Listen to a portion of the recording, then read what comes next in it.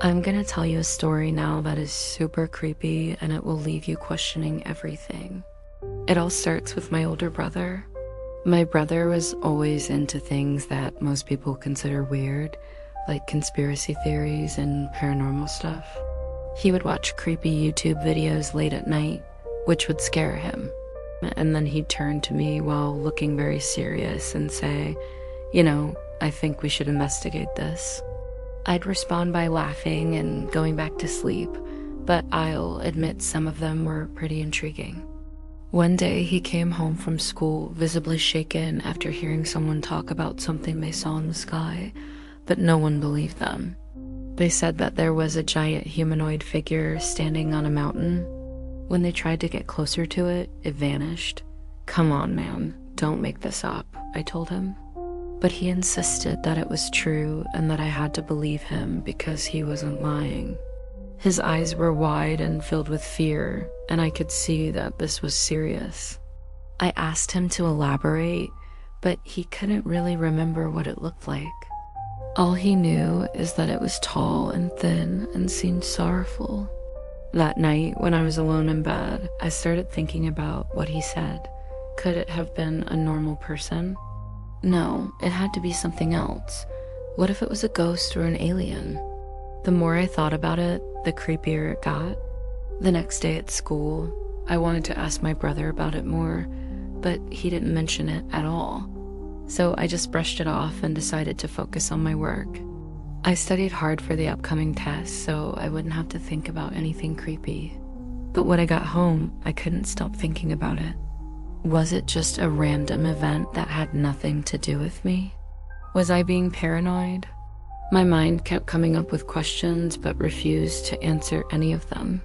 That night, when I went to bed, I told myself that it was just my imagination running wild. But then something strange happened. At around 4 I woke up from a nightmare and turned to my brother to find comfort. But when I looked over, I saw the scariest thing ever. There was a dark, lanky figure standing by his bed, its face hidden in the shadows. It seemed to be staring at us, and I couldn't help but feel a sense of dread. I sat there frozen, unsure of what to do. I didn't want to scream and wake up our parents. What would they do? Think I've lost my mind.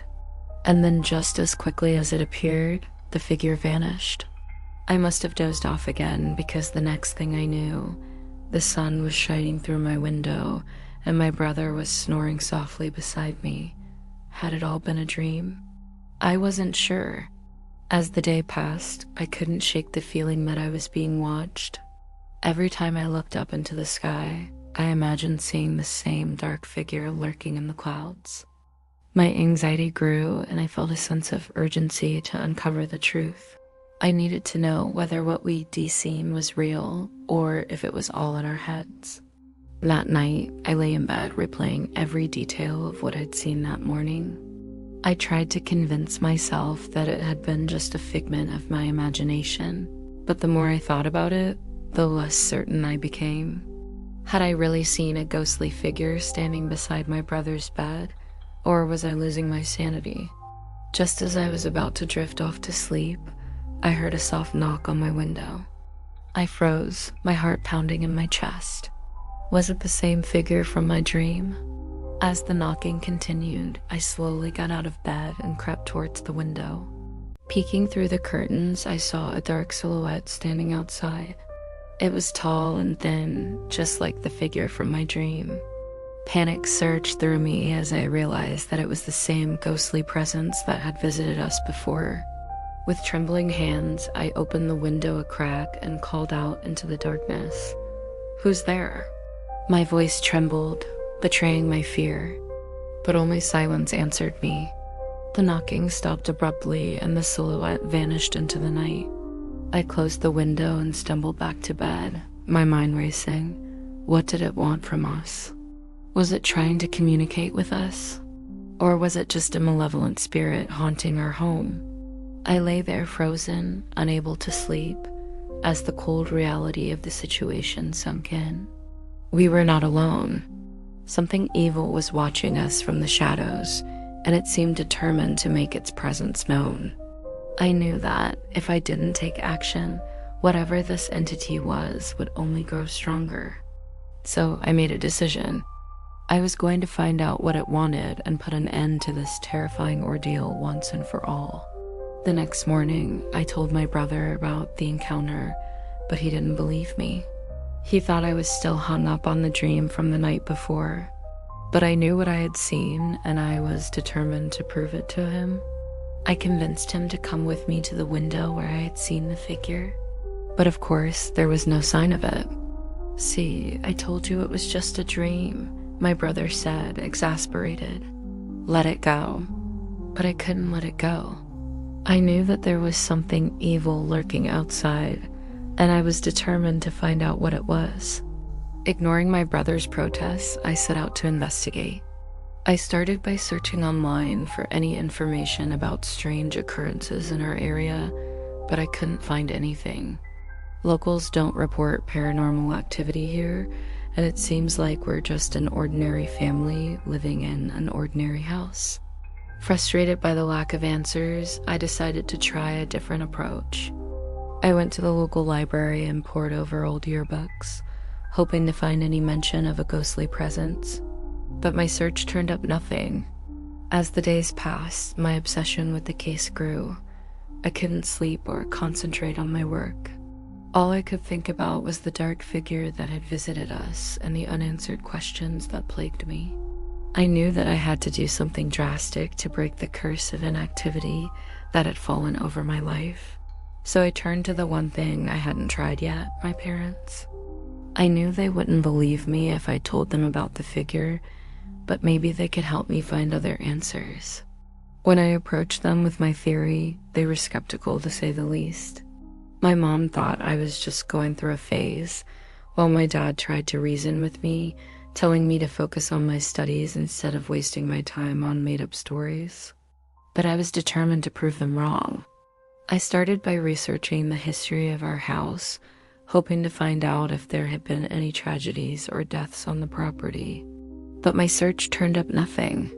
Just when I was about to give up hope, I found an old newspaper article that mentioned a fire at our house over 100 years ago.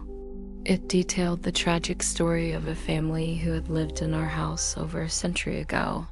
They had died in a fire, leaving behind only their charred remains. Could this be the key to the mystery? Was the dark figure the ghost of one of the family members who had perished in the fire? I couldn't be sure, but I was determined to find out. With renewed hope, I started researching the family who had lived in our house over a century ago. I discovered that there had been a young girl named Lilly who had died in the fire.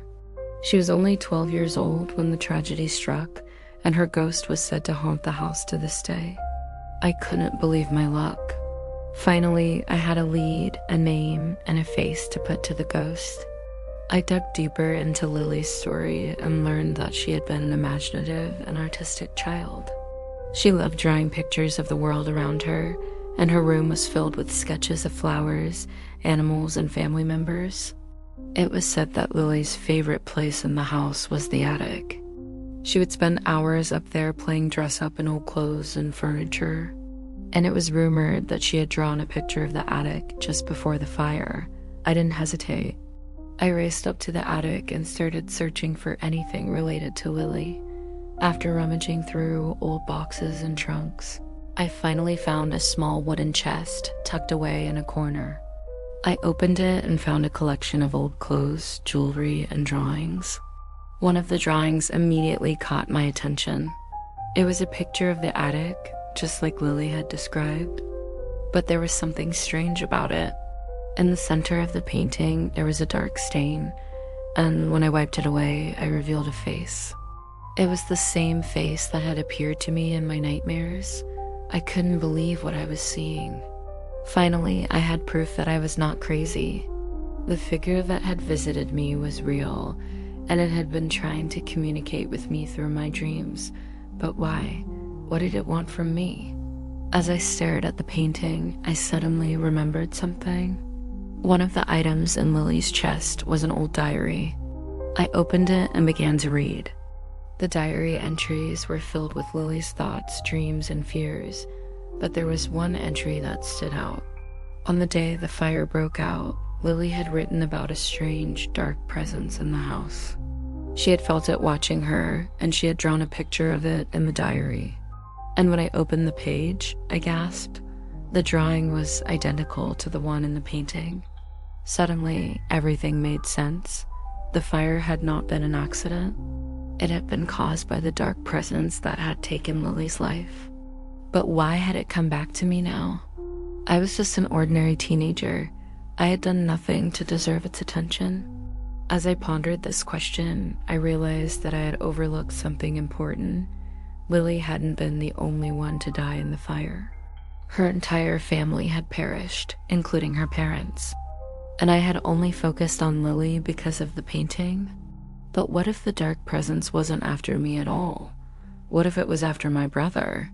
You see, my brother had always been different. He had a sensitive soul and a curious mind. He was fascinated by the paranormal and the occult, and I had brushed it off as a quirky hobby. But what if it was more than that? What if he was a descendant of Lily's family, and the dark presence had been drawn to him because of his sensitivity? This realization sent a chill down my spine. If my brother was the target, then I had to do everything I could to protect him. I knew that I was just a normal guy, but I was determined to stand up against the darkness that threatened my brother. And that's where the story ends. I don't know what happened to my brother, but I'm still waiting for the day when he comes back home. I'm also waiting for the day when I can finally share my story with everyone. Do you think it's dangerous to investigate paranormal activity? Let me know in the comments. And don't forget to subscribe for more videos. Thanks for watching.